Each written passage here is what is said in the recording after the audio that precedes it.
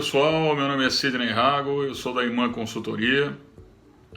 Nós vamos abordar hoje o tema modelos de custos industriais.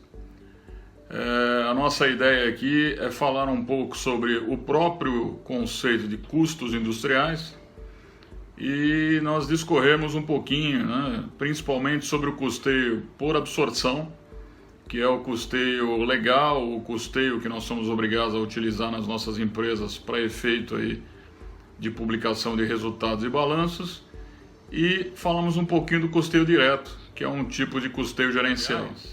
Vamos entender como é que esses custos nascem nas nossas organizações. Então, os custos, eles são o resultado dos gastos que nós temos com os nossos processos. Todas as empresas, elas são formadas por processos. O que os processos têm em comum?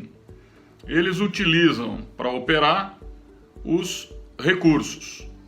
O que são recursos?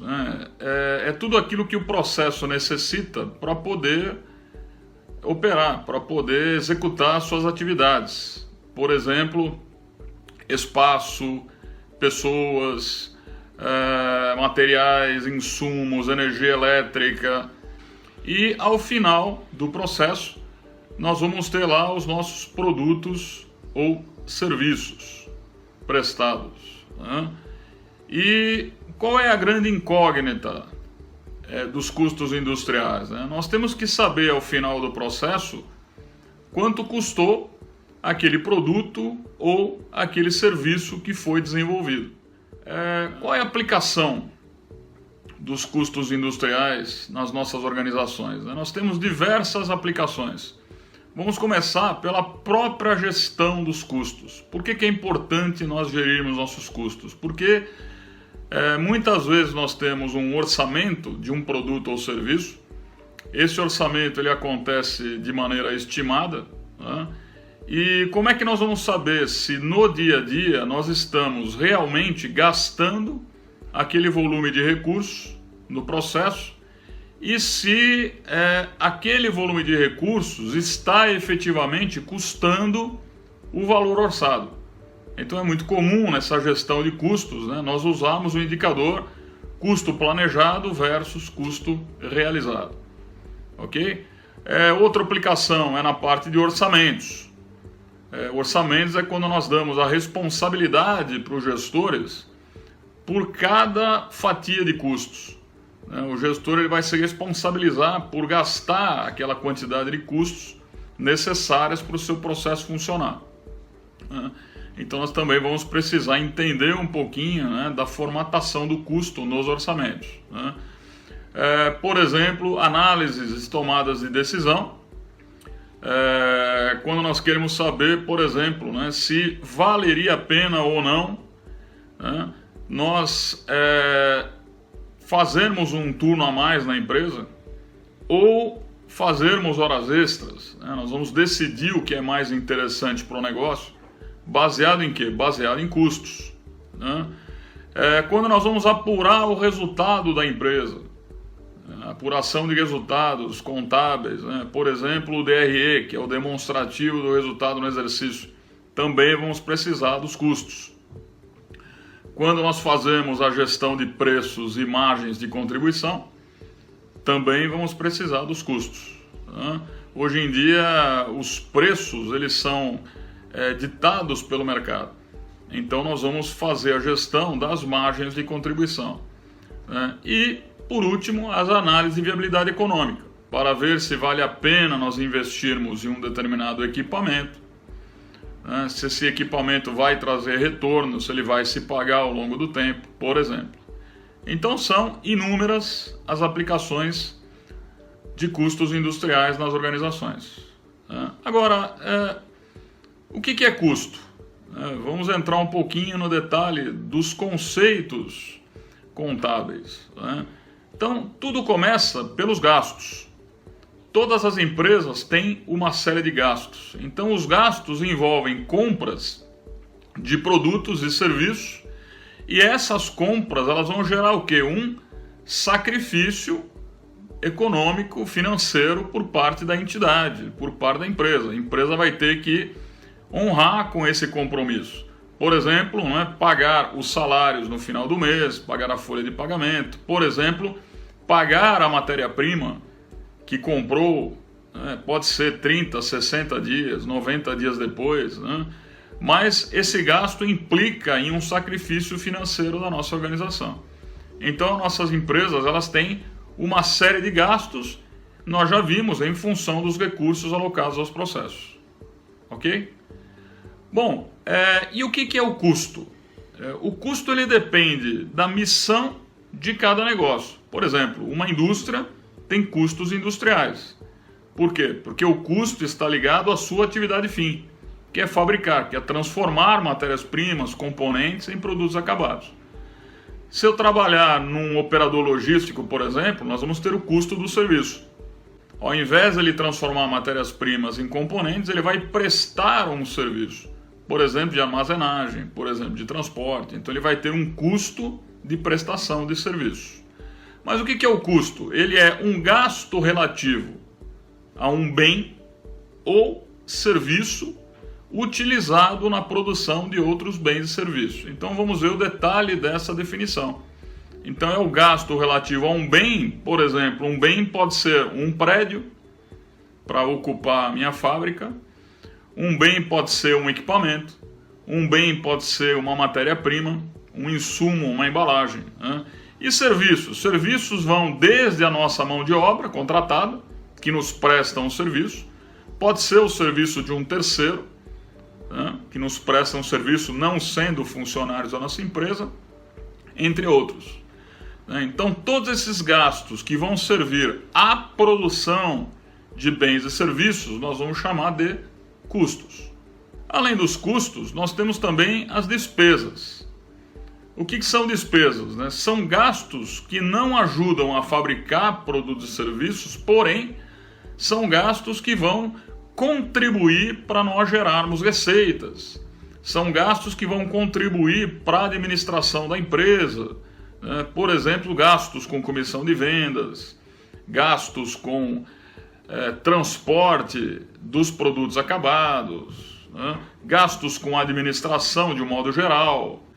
E o que é um investimento, pessoal? Investimento é um gasto que a nossa empresa executa, só que é um gasto que não vai ser consumido totalmente num único exercício. Por exemplo, no ano.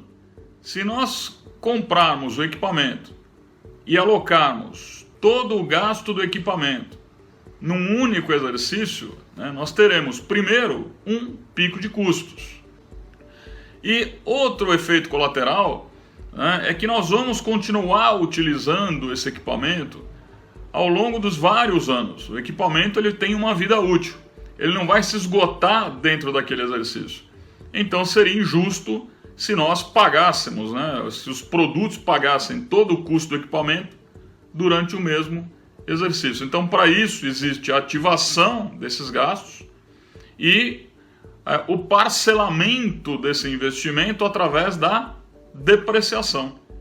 Muito bem, então, entendendo o básico do que eu chamo aí de contabilês, do dicionário Contabilidade de Custos português, a gente pode agora se aventurar um pouquinho nos nossos modelos de custo. Então, hoje em dia, nós temos diversos modelos de custo. Um modelo de custo é uma regra de alocação. Como é que esse gasto ou que esse custo vai ser alocado a determinados produtos? Então, um dos mais utilizados, que nós vamos simular daqui a pouco, é o custeio por absorção. Qual que é a regra básica do custeio por absorção? Todos os custos serão alocados a todos os produtos fabricados. Ok? O que não vai ser alocado aos produtos? As despesas. Mas todos os custos, sejam eles diretos ou indiretos, serão alocados aos produtos. Ok? Por que o custeio por absorção é importante? Porque ele é o mais utilizado, principalmente por ser o custeio legal, que a Receita Federal, que as regras contábeis aceitam para demonstrativo de resultados, para balanços contábeis. Então todas as empresas SA, todas as empresas que trabalham com lucro real, que têm um determinado faturamento, têm que utilizar por obrigação o custeio por absorção. Agora, existe o custeio direto, que é aquele que trabalha com custo fixo e custo variável. Ou seja, custo variável é aquele que varia proporcionalmente ao nosso volume de operações. Por exemplo, variei a minha fabricação, ao invés de fabricar 10 produtos, fabriquei 20, gastei o dobro da minha matéria-prima. Então é uma variação proporcional. E os custos fixos são aqueles que não variam ou não variam proporcionalmente ao nosso nível de atividade. O que nós aprendemos ao longo do tempo? Todos os custos, pessoal, vão variar. Então nós temos que tomar cuidado com isso, né? Custo variável e custo fixo. Custo fixo não é aquele que não varia, mas é aquele que não varia proporcionalmente. Tá certo?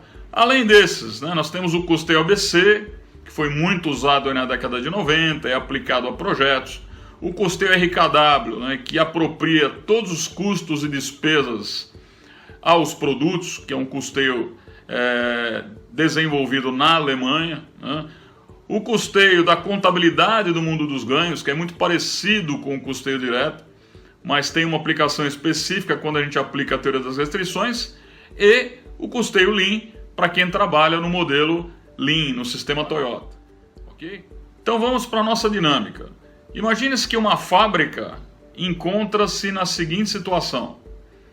Ela possui custos fixos de 350 mil por mês, despesas fixas de 210 mil reais por mês, tem custos variáveis de 110 reais por unidade, despesas variáveis de 25 mil reais por unidade. Essa fábrica tem uma capacidade de produção de 8 mil unidades por mês e utiliza atualmente 5 mil unidades por mês com os seus contratos vigentes, né? E ela tem um preço médio de venda de 260 reais por unidade. Então aparece no mercado um provável cliente que faz a seguinte oferta para a empresa. Eu preciso de mais 2 mil unidades por mês, só que eu só pago 180 reais por unidade. Então vejam, o nosso preço médio praticado é de 260. E esse cliente ele quer comprar 2 mil unidades a 180. Então a primeira análise é, nós temos capacidade produtiva para atender o cliente? Nesse caso, do nosso exemplo, sim. A fábrica tem capacidade para mais 3 mil unidades produtivas por mês. E o cliente quer comprar 2 mil unidades produtivas. Agora, o nosso preço de venda normal é de 260 reais e o cliente quer pagar 180. Vocês aprovariam esse negócio? Ou não? Com base em que nós temos que tomar essa decisão? Obviamente, com um modelo de custos, ok? Para nos dar o suporte. Então, vamos lá. A primeira alternativa é utilizando-se o custeio por absorção, que é aquele no qual 100% dos custos são apropriados a 100% dos produtos produzidos no período ou no exercício, por exemplo, no mês. Então vejam, né? A nossa produção total é de 7 mil unidades por mês, porque nós fabricávamos 5 mil, vamos fabricar mais 2 mil. Temos os mesmos custos variáveis, né, que se devem aí à mão de obra, à embalagem, ao material, né, aos materiais diretos. E temos os mesmos custos fixos mensais, porque esses custos fixos não vão variar em função da quantidade produzida. Eu tenho que pagar esses custos, chova ou faça sol. Então, com isso, nós chegamos a um cálculo de todos os custos totais, fixos e variáveis, e vamos dividir esse valor pela quantidade produzida, 7 mil unidades. Tá certo? Isso vai nos dar um custo unitário, que é bem característico do custeio por absorção, de 160 reais por unidade. Nós vamos fazer a mesma coisa com as despesas. Nós temos as despesas variáveis, que nós vamos multiplicar por 7 mil unidades por mês, as despesas fixas, e vamos chegar nas despesas unitárias, de 55 reais por unidade. Ok? Então o que acontece? Somando o custo unitário com a despesa unitária, né, nós totalizaríamos R$ 215. Isso é maior do que os R$ 180 que o cliente quer pagar. É maior do que o preço de venda. Então, obviamente, o negócio é inviável. Ok?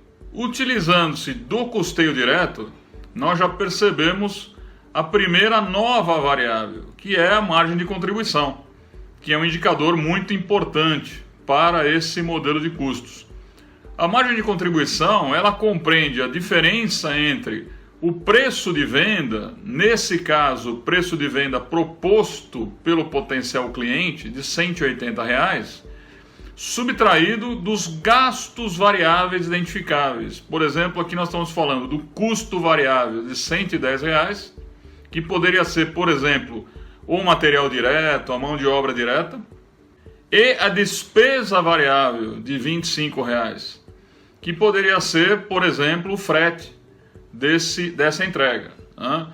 Então, isso nos dá uma margem de contribuição, subtraindo 180 pelos gastos variáveis, de R$ 45 por unidade. O que isso significa? Primeiro, é uma margem de contribuição positiva. Multiplicando-se essa margem de contribuição positiva pelas 2.000 unidades a mais que nós iremos fabricar e vender, isso vai nos gerar um ganho adicional de R$ 90 mil por mês. Portanto, utilizando-se do modelo de custeio direto, o nosso negócio agora é viável. Se nós calcularmos o resultado dos dois modelos, no primeiro caso, não aceitando o pedido, a nossa fábrica teria um resultado de R$ 65 mil por mês. E aceitando o pedido com o lucro adicional, com a margem de contribuição adicional, nós teríamos um aumento de resultado de 138,5% em relação ao resultado anterior. Ou seja, concluindo, pessoal, é muito importante nós termos o conhecimento nas nossas empresas de custos industriais e dos diferentes modelos de custos. Nem sempre um único modelo de custos vai nos trazer todas as respostas. Por isso, da necessidade de nós desenvolvermos, além do modelo por absorção, que é um modelo legal obrigatório, uma série de modelos gerenciais. Isso vai nos trazer mais precisão para as nossas tomadas de decisão. Com isso, nós vamos nos despedindo de vocês. Espero que vocês tenham gostado, espero que esse módulo tenha agregado valor. E se vocês quiserem se aprofundar, se vocês quiserem ter mais informações a respeito de custos industriais, procurem o nosso curso lá do IMAN. Tá ok? Tudo de bom para vocês, até uma próxima.